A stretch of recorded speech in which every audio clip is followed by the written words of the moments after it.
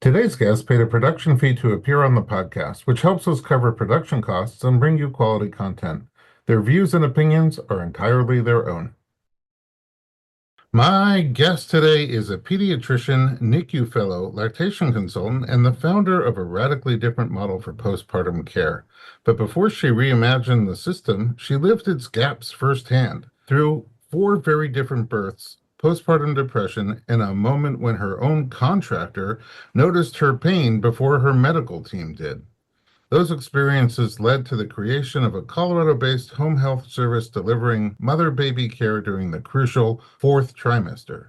Now, she's on a mission to bring empathy, equity, and evidence-based support into postpartum medicine. I'm pregnancy-focused chiropractor Dr. Elliot Berlin, and you're listening to the Informed Pregnancy Podcast.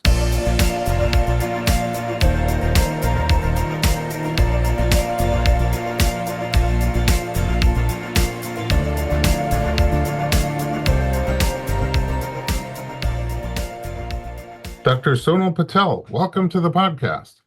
Oh my gosh, thank you so much for having me. I'm so excited about this conversation.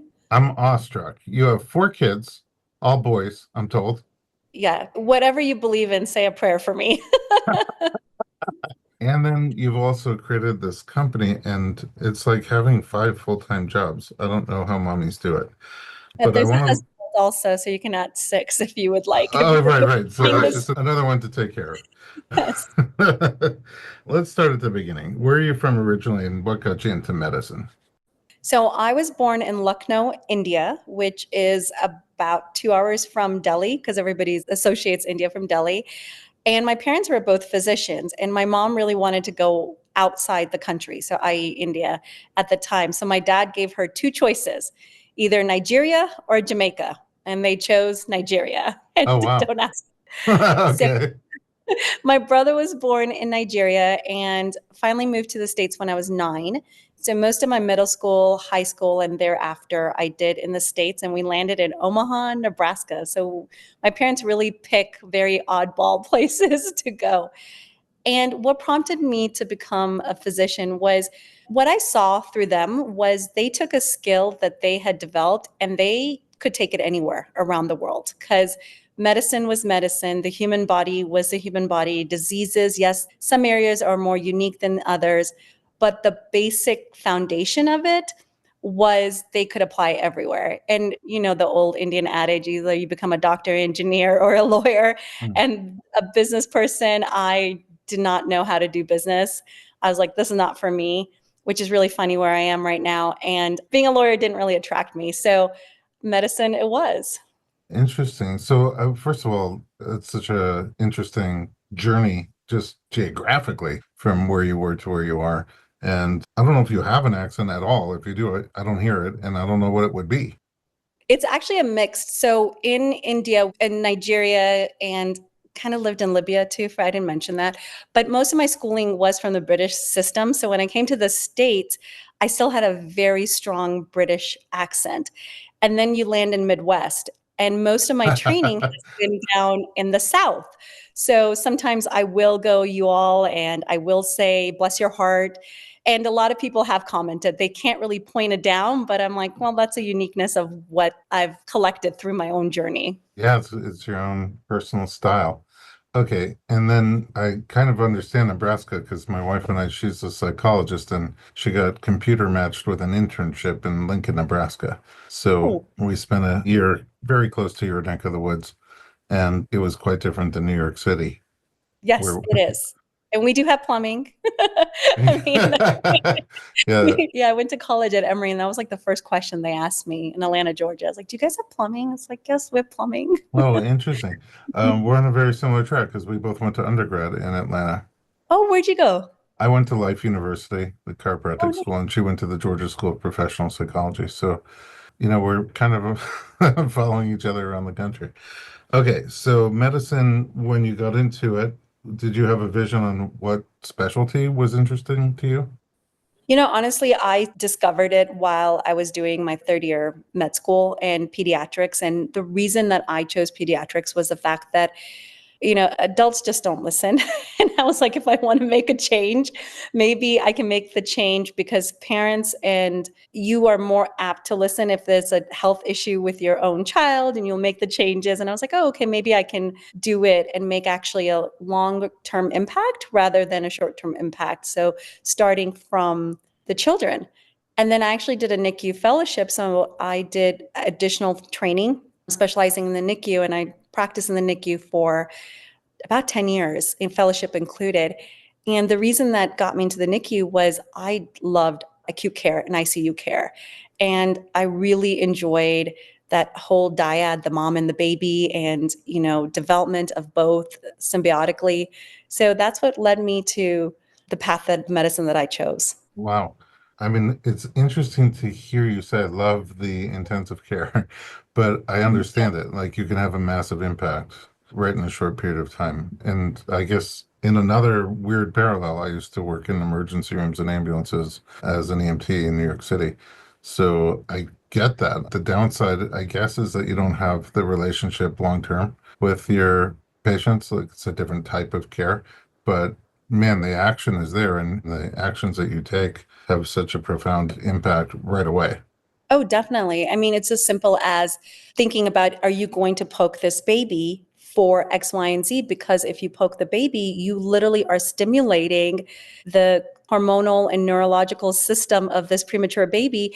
And do I really need this? I mean, this is long-term thinking. So people, I don't think they get really awed by the NICU, but there's so much thinking that happens and very critical thinking to be like, is this worth what the diagnosis I'm looking for? Or is this lab going to help me out? So that was the aspect of it that I just enjoyed immensely. Wow.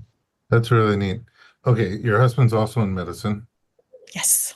I mean, is that what you talk about over dinner? No, we are very much that family that I wouldn't say emphatically, but we do have like 5 minutes to discuss it. And then thereafter, it's like, okay, enough like shop talk. Let's talk about something else. So, I mean, I don't know how you have time to talk about anything with four boys bouncing around.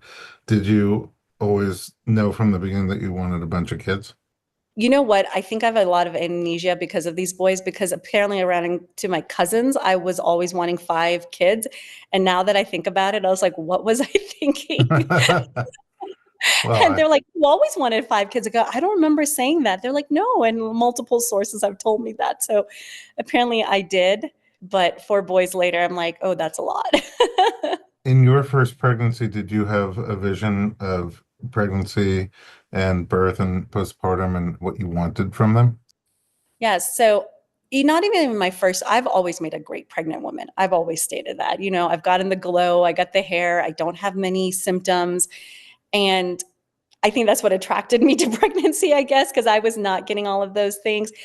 With my first pregnancy, I was a 30-year resident. And so I was putting in about 80 hours a week. We were training in New Orleans, and I actually was in Katrina at that time as well during Oh, that. wow. Yeah, and I was 6 months pregnant and got activated. And what that means is that you have a skeleton group that comes in and takes care of anything that would walk in through that door. Mostly the city is being evacuated, but you do definitely need a skeleton group. And then so it was myself at my hospital, and then my husband got activated also. So I swear I'm going to have PTSD one of these days, but I try to suppress it. What I found very interesting in that was I was a 30-year resident, so I was in training, and I was 6 months pregnant. My attending, so meaning that they had completed all their training, they were my boss, she was 7 months pregnant, and we had a ICU nurse who was 5 months pregnant. Holy And moly. right. And I just realized that in medicine, there's never a good time to have children. So you just have to figure it out. Like if you want a child, you have a child, like there's never a good time. There's never this ideal time where you're never going to be, just put in situations. So what the vision was going into it was like, oh my goodness, this is going to be beautiful. But what we came back to was a city that was completely empty. Walked into the children's hospital. There's not one patient there. This is like comparing, any big city children's hospital. And at that time, it's 2005. The internet is just coming to board, and Amazon's not there at this point, or the seedlings are coming from it. And there was no stores open for baby wear, like baby kids. And we had to go to Baton Rouge because we lived in New Orleans to get our cribs, to get, all the kind of supplies. And I don't know, it was a surreal time. And so postpartum, what was the highlight of that one was I didn't know. I mean, I had gone through so much already. So I was just like, what's one more thing, right? And it was a failure to progress, meaning my baby was too big for my pelvis. And so I had an emergency C-section. And at that time, you're like, oh, you have an emergency C-section, right? Now I'm like, no, that's a baby attached. Like it's abdominal surgery with a baby attached.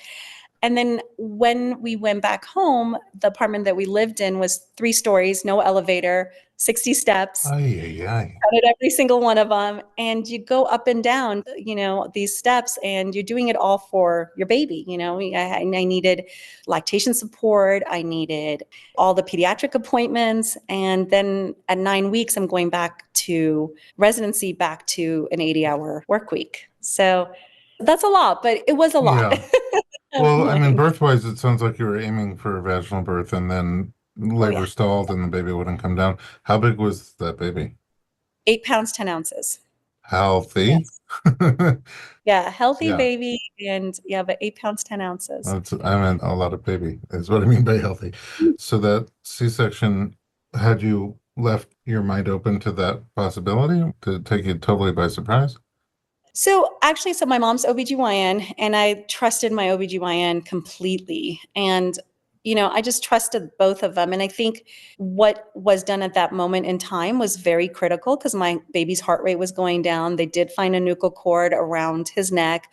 So all those decisions were very medically appropriate for me because researching, like I told you, I've wrote a book, researching all of that. I was like, oh, wow, if I didn't have that medical intervention at that moment in time, and I was back in a historical period where I didn't have that, I wouldn't have my baby. I'm So not questioning whether it was necessary. I'm just questioning whether you were ready. I don't think I was ready for any of it, right? Like I was still in days from Katrina. Like I was still like trying to be grappling all of that. And so it literally was like, oh, this is what we do. Like that's all it was, right? This is what we do. This is what happens. I feel like postpartum is chaotic to begin with, and then, with a hurricane and residency or third year medical school, it's multiple hurricanes hitting all at the same time. I would love to find out how postpartum was for you, but let's take a quick break and we'll be right back.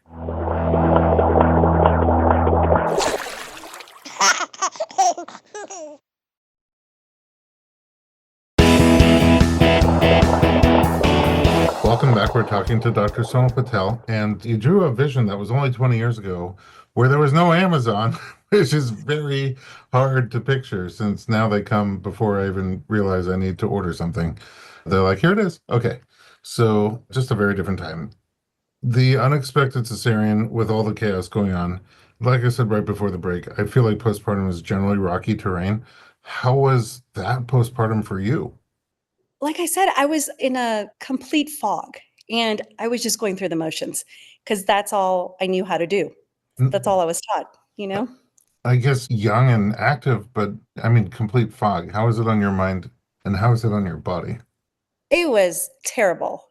And, hindsight is like 2020 people say. So again, and why not promote my book, but when I was writing that section about that particular birth, I started crying and I did not realize how much trauma had been built into me and how much of all of that I hadn't allowed myself to process because we weren't given, and I wasn't given the time to even process it back then. And when I said how much trauma and I started crying, my child was 17 when I wrote that section. So it was 17 years later. And, this was during COVID. That was my little COVID adventure. And I used to write in the mornings and my husband came down and I'm still getting teary-eyed about it. And he just found me crying and he's like, what's going on? And I and he allowed me to just go through some of those emotions. And I just didn't realize I had so much in them. So when you talk about like at that moment in time, I don't think I was given any permission from anyone, even myself, to be like, you went through a lot. You need to take a break and do this. But it was 17 years later. I was like, wow, I did go through a lot. That Wow. is ridiculous. And so much transpired in between before that had a chance to process. Yes, Wow. definitely. So, How are the other births? well, like, you mentioned I wanted a natural delivery, which was actually quite accurate. And so my second one, I wanted this natural delivery. And again, we ran into the same situation. He was only 6 pounds and 10 ounces. And the physician was like, listen, the baby's heart rate's going down. You can either go for an emergency C-section or we're going to use a forceps. And I was like, oh, like at that moment in time, I was like, I do not want that healing that I had for the emergency C-section. I was like, just do the forceps. I want this natural delivery. And go and behold, I had grade 3, grade 4 tears because of the forceps. Forceps, yeah. And then I had the uterine infection afterwards, powerful antibiotics, breastfeeding was challenging. And the biggest thing was I had postpartum depression with that baby. And the postpartum depression was very different. It's not that I was depressed or I was crying all the time. Again, reflecting back at that moment, and I wasn't diagnosed until 8 months after because someone just mentioned it to me. But reflecting back on that, what I was doing was I was checking off boxes because that's what I've been trained to do as a professional is you finish college, you take your tests, you go to med school, you take your tests, you go to residency. There's a system and you just have to keep checking off boxes. And so when I talk to professional women, I make them realize that the way that it was diagnosed for me and when I reflecting back was I had spent all my 20s and half of my 30s for my dream job and I had gotten it. I had gotten my part-time NICU attending job in a beautiful city that was very close to my family. That was my biggest criteria. And I didn't want to show up for that job. I had everything lined up and I did not want to show. I renegotiated my contract and said, hey, listen, I am only going to come for the bare minimum. I went from part-time to intermittent, and that was postpartum depression. And I don't think people realize that. So I was just checking off boxes because I wanted to show the world I'm doing fine, right? Like I'm fine, but I wasn't. No, that's so powerful. It's such a powerful description of how it's different than what you would think of as depression Yeah. and how it really cemented you down where you were and didn't let you kind of move to what you wanted to be doing, really. And I worked so hard for it. I mean, we study a lot in med school and fellowship and, had a kid, had another kid, was trying to grow my family. Just didn't want to show up for that job. Just, Wow. yeah. Did you regret having done the VBAC? No, not at all. I don't regret the VBAC. I just wish at that point that they might have started, maybe a more experienced older physician might have done other tricks that I wouldn't have had needed the forceps. I had a very young physician come out because I had 2 other VBACs after that. And my third one was all natural. That was a fun story too. Oh, yeah. I Do share. So based on my previous histories of a C-section and a grade 3, grade 4, I was scheduled for another C-section, but I always said he had other plans. And I was just like, this is not labor. And so I actually drove myself down to the hospital that I was working at, and I was going to deliver there as well. And my husband was completing surgery. And I was like, hey, I'm just going to go get myself checked out. And now my neighbor had come over and was taking care of my other 2. And he's like, should I just finish up or should I just have someone come in? I was like, I got it. This is nothing. This is just back pain. I'll be fine. And by the way, we're scheduled for Friday and this is Monday. We're going to make it 5 days, like this was like determination. And I drove up and luckily the security guard knows me because as a NICU doc, you do a lot of call. And so you go and we were doing home calls. So you'd walked in and he's like, hey, Dr. Patel. I was like, I'm in labor. And he goes, I see that. And so Security, right? he's like, I got you. I was like, okay, great. And I made it to the hospital at 3:30. I made it to labor and delivery a little bit before 4. My husband came at 4. We had the baby at 4:06. Holy cow. Wow. Yes. Okay. I always joke that, it'd be terrible if like the newspaper would be like the NICU attending delivered in the parking lot, of the Oh, hospital yeah. she I works don't know. at. It's PR. It's PR. All PR. All right.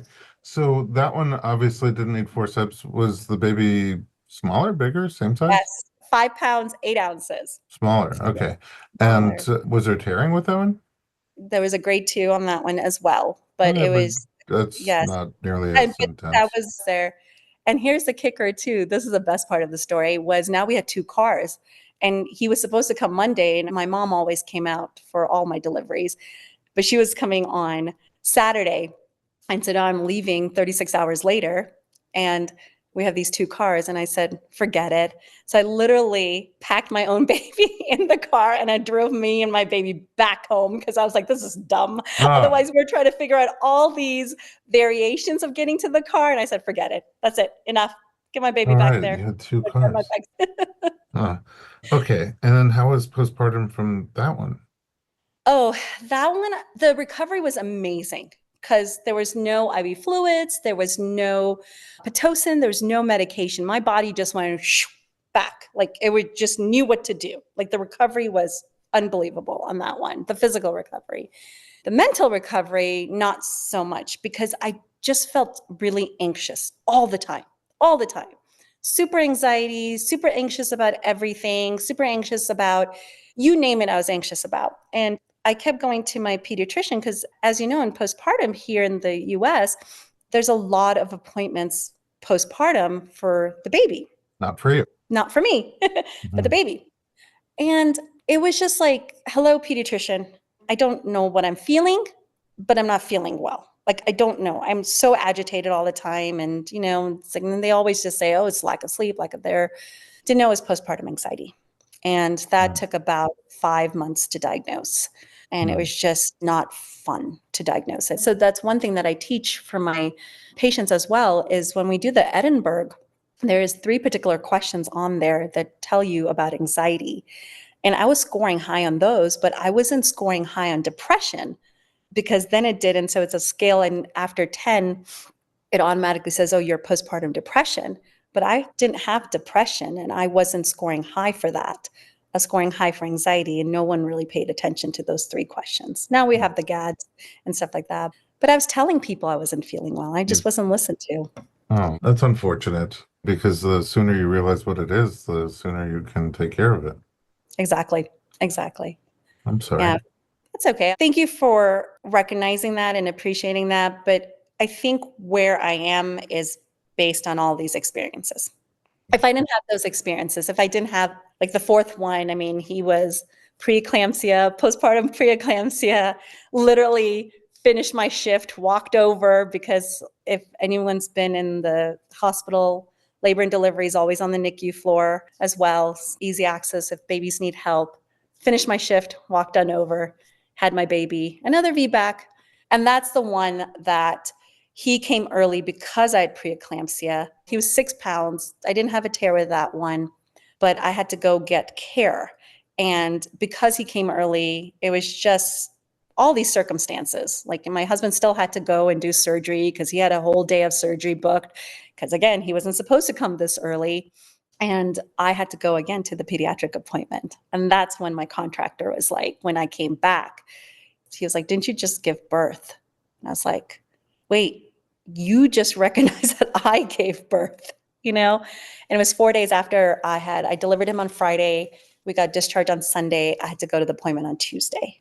And he had come on Monday. And then Tuesday, he saw me going out, getting the other kids to school because he's a January baby. And then he was like, didn't you just give birth? I was like, yeah, I actually did. Mm. I mean, the contractor. A man. Yes. So first of all, you had preeclampsia and then you had postpartum preeclampsia. Mm-hmm. So did that land you back in the hospital? Luckily, no, because again, like my mom's OB and we were just on top of it. And at this point, I had a maternal fetal medicine physician as well helping me through it. And we were really able to manage it at home. So that was really, really very fortunate. What else were you experiencing after the fourth baby? At that point, it literally was okay, this is way too much. It all kind of just hit all at once. And so here's the thing, we never found out if we're going to have boys or girls. We never found out until the delivery. Like it was just one of those things. And everybody said, well, were you always trying for a girl? I was like, well, I never found out. So that was not the case. Like each one of them has a chance of being a girl. But one of the things that I don't think people talk about a lot is the fact that I was like, oh, shoot, that's another boy. Like I didn't want another boy. And it's not that I don't love my son, but people don't talk about that. People don't talk about this fact that you dreamt about, oh, you know what? I already have 3 boys. It has to be a girl, right? Like even my mother-in-law, like she crochets and she made this pink blanket and she's like, now what am I going to do with it? So it was like, but I think no one talks about that. Even dads go through this, right? When they have their like second or third or fourth quote unquote daughter, they have this vision of always having a son and they don't have that. So that was something that really shocked me because I'm not supposed to have those feelings. My son is beautiful. I love him to death. But why am I feeling that, oh, why would I wish he was a girl? That was something that was very hard. And so one of my mentors, she also has 4 boys. And I reached out to her, and her boys are literally a whole decade ahead of mine. And she's like, nope, this is normal. No one talks about this kind of stuff. And this is normal. She goes, I counsel not only you, but I've counseled, and she's our attending mentor. But there's been other people that have reached out to her to be like, oh, you know what? We only wanted 2 kids, and one was a boy, and we were hoping to have the girl, but it's another boy. This idea that we build ourselves in that no one really talks about. I think I'm 100% sure that somebody listening, several people listening, are going to resonate with what you're saying right now and just feel like, oh, I had those feelings and I suppressed them because it doesn't feel right, And it's not like you're not super grateful for the child you have, but there is some sort of, desire and wish that didn't come true as well. And I think it's a natural, normal feeling, but you're right. I don't hear people talk about it. And I know that they're thinking about it. Yeah. So, And even dads too. I didn't realize yeah, that, more totally in the world. dads. Yeah. All right. Well, your postpartum sounds like it was not as supported by the system as it could have been, times 4. Mm-hmm. And I know that you, like you said, you took your experiences and your struggles and you sort of decided to make it different for other people. And I want to learn more about that. Let's take a little break. When we come back, we'll find out all about NICU care.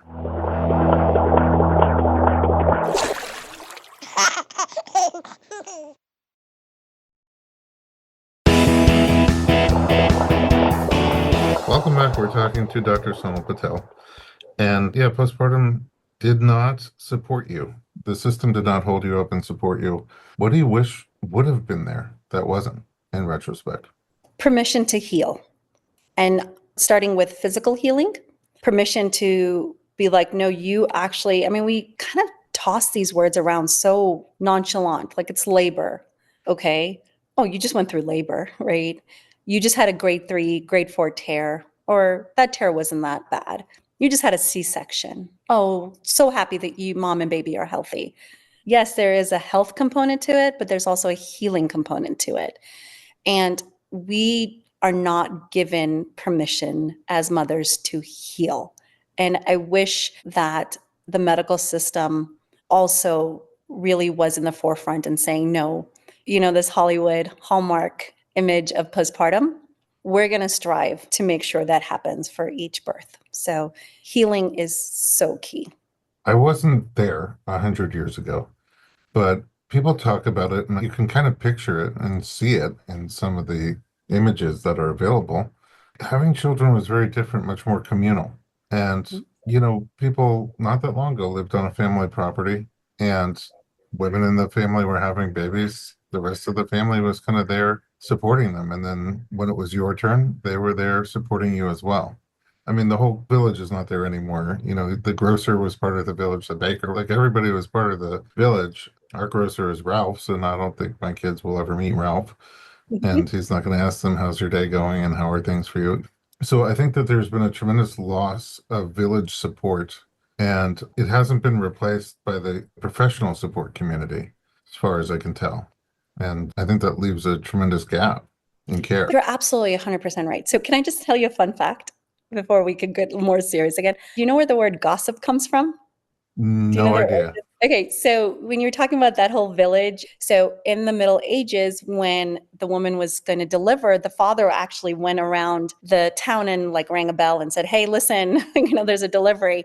And so the sisterhood would come and they were referred as God sis, like sisters of God, so God sis.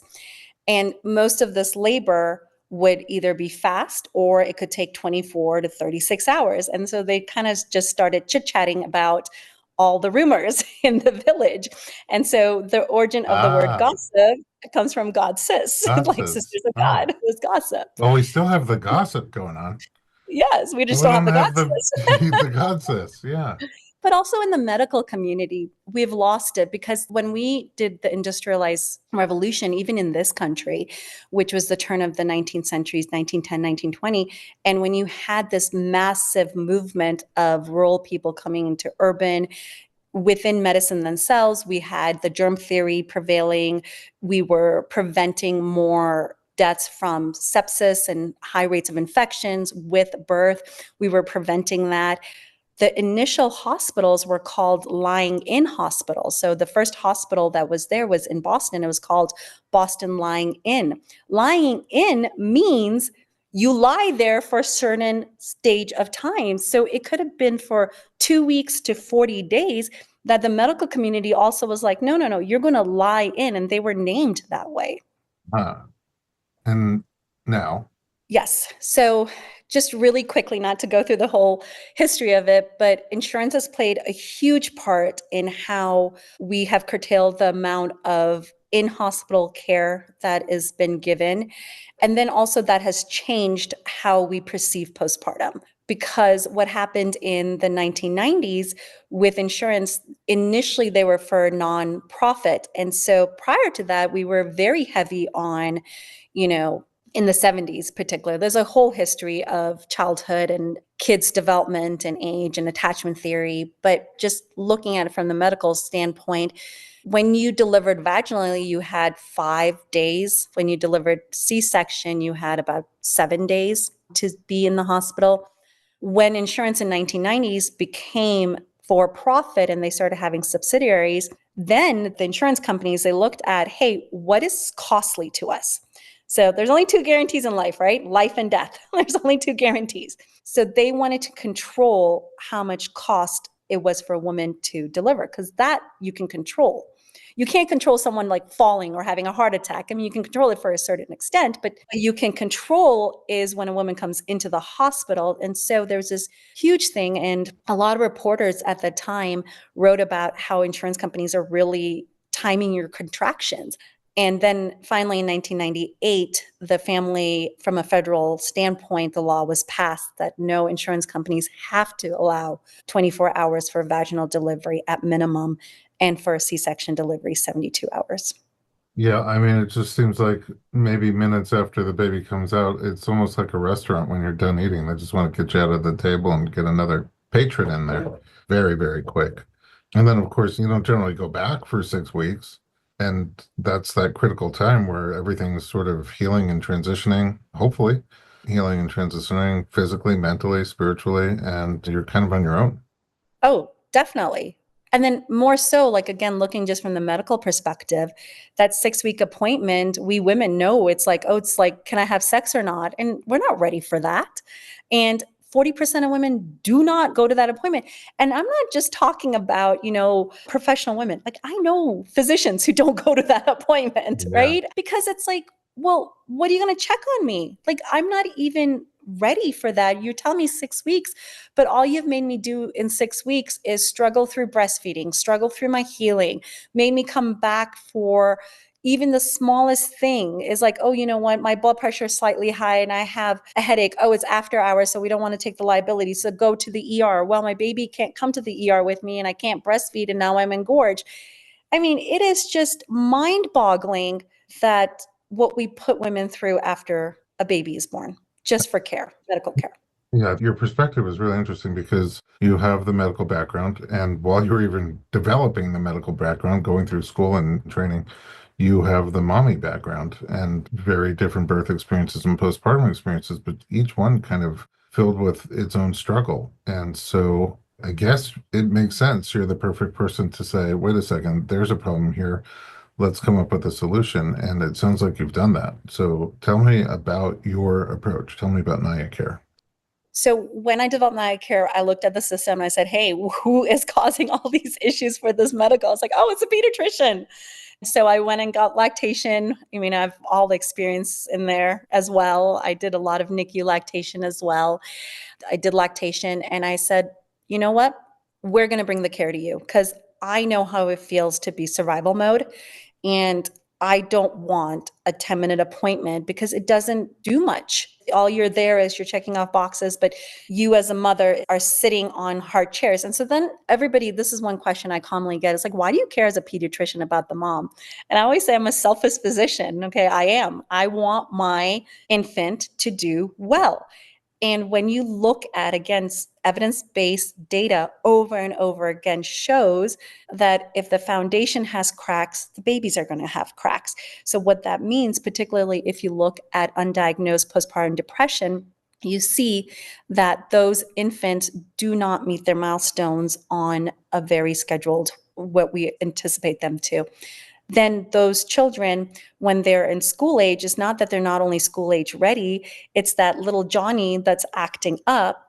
Little Johnny's acting up because he's never been emulated how to handle emotions because this mom has not been given the right support. And it doesn't even have to be medicine, right? It's the right support to allow herself to deal with these diagnoses. And then when you look at adolescents, they have an increased risk for mental health issues. And particularly in this time that we're living, we know adolescents have a baseline increase. And then you compound that with a fact that if you had the foundation had cracks in it. And so selfishly, I'm doing it for my own patients.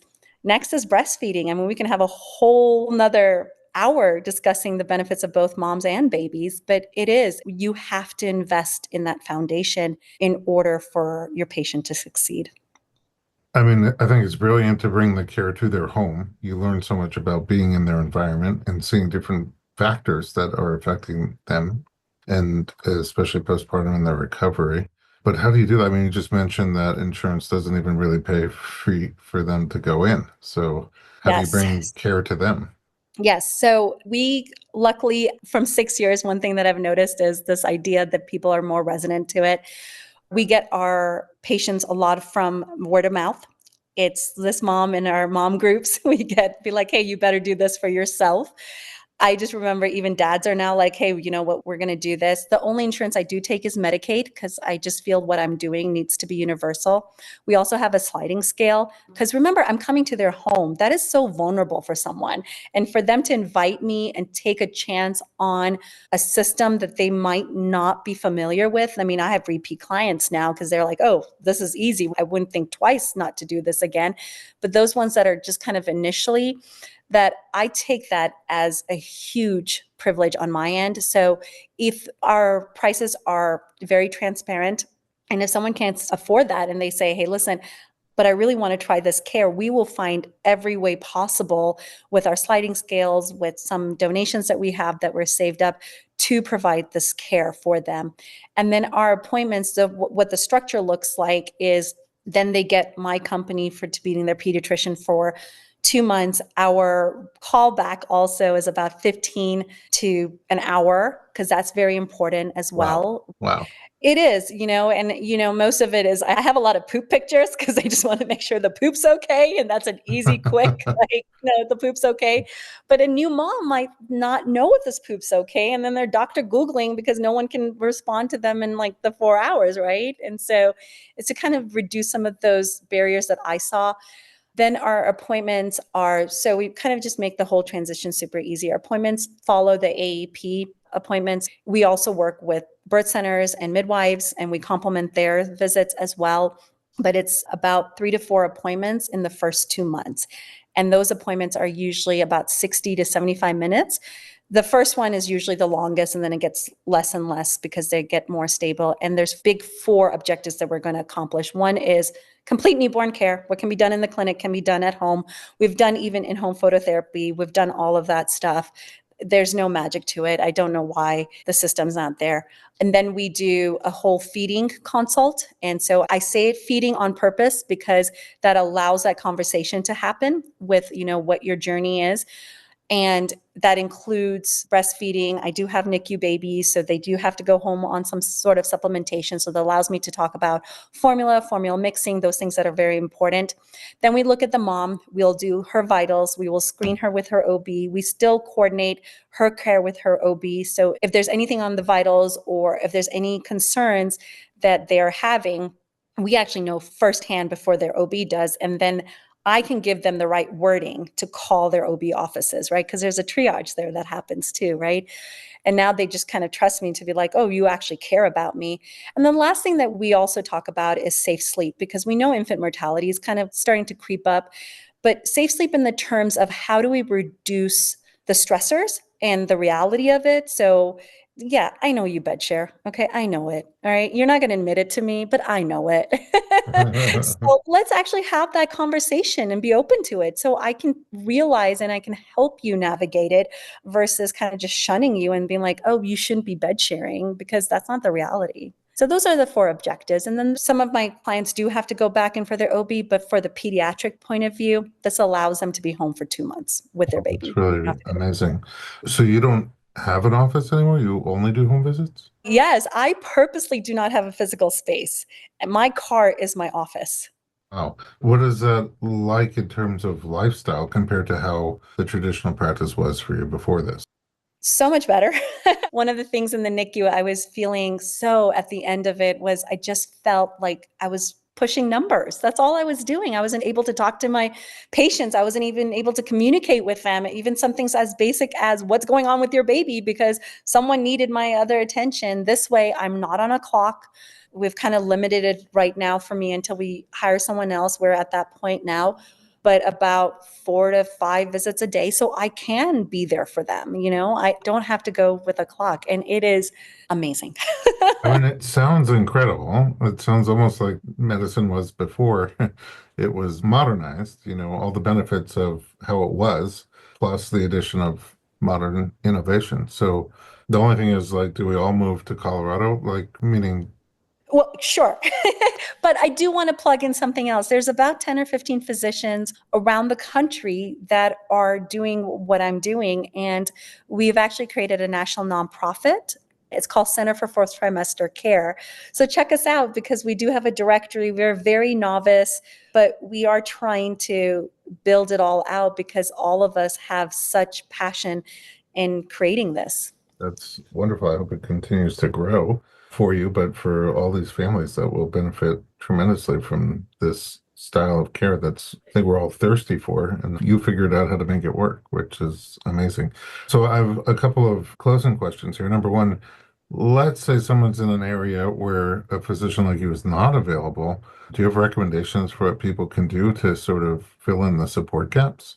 Well, one part I didn't talk about is we do have a coaching program as well where we're doing community coaching. So please come join us on that through our social media, because we can help with that. The other thing is that when we look at our baby showers, that's where we should start, to be Ooh. honest. And we should put down services for mothers that they need. So if a woman, and data shows 80% of women want to breastfeed. Well, instead of getting that little $30 outfit, why don't we put a pot in so she can have a lactation consultant that comes out in the first week so she doesn't have to physically go anywhere? There are places where doula's services are going great too. Why can we not put money and pot of money into that instead of, another diaper set? So really kind of changing our view from the get-go to be like, it should really be a mother shower, not a baby shower, Mm. and doing those services first. Wow, never thought about that, but very powerful. Great tip. Okay, my other questions are, you have some tools available online and you have your book. Can you tell us where to find all of that? Yeah, just come to our website. It's nayacare.org, NAYACARE.org. If you like TikTok, I'm sorry, I'm one of those people who like TikTok. So we're also on TikTok, so find us. But most of the book's also free. You get a PDF copy through our website. It is on Amazon. It's called The Doctor in Her Black Bag, because I do have an old-fashioned black bag. You were talking about the I love it. old-fashioned. Yes. And the purpose of the book is to really highlight this whole history of how did it take us a century to come from where we did have lying in hospitals in the early 1920s to a period where we're just being kicked out. So that's the whole graphic of that book. And then just more evidence-based data to support that we need a whole systems change. So everything is through our website. You'll find our Facebook, we're on Instagram, LinkedIn, TikTok. Yeah. So all of That those should be places. enough. Naya Care, Naya. Yeah. Well, I'm definitely going to get the book because I'm fascinated. I'm fascinated by you and I'm fascinated by that transition and your solutions. Thank you so much for joining me and for sharing both your personal story and, your professional journey with us. I think you're a living example of how someone's personal pain can be transformed into powerful change. And I know you're already doing great things, and I hope the conversation travels far and wide and more people are able to follow that model, and more families will be able to benefit. Yes. Well, thank you so much. I mean, this platform is amazing. Loved talking to you as well. And you got me close to tears. I will tell you that. Oh, So, only close. All right. there might have been a few. But Uh, no, I just hope that, even any of it would resonate, that I just want to make sure that someone like me with so much privilege, had such a hard time, that if you think that you're having a hard time, trust me, you're not alone in it. I think that's a powerful ending there. Thank you again for everything. Definitely going to check out your book. I'm going to check out all the online platforms that you have and share them, not just with our clients, but with all of our listeners. And speaking of those, to our listeners, if the conversation moved you or if you learned something and you know other people who could benefit, share this episode with them and then go leave us a 5-star review in your podcast app. For more pregnancy and parenting information just like this, visit us online at informedpregnancy.com.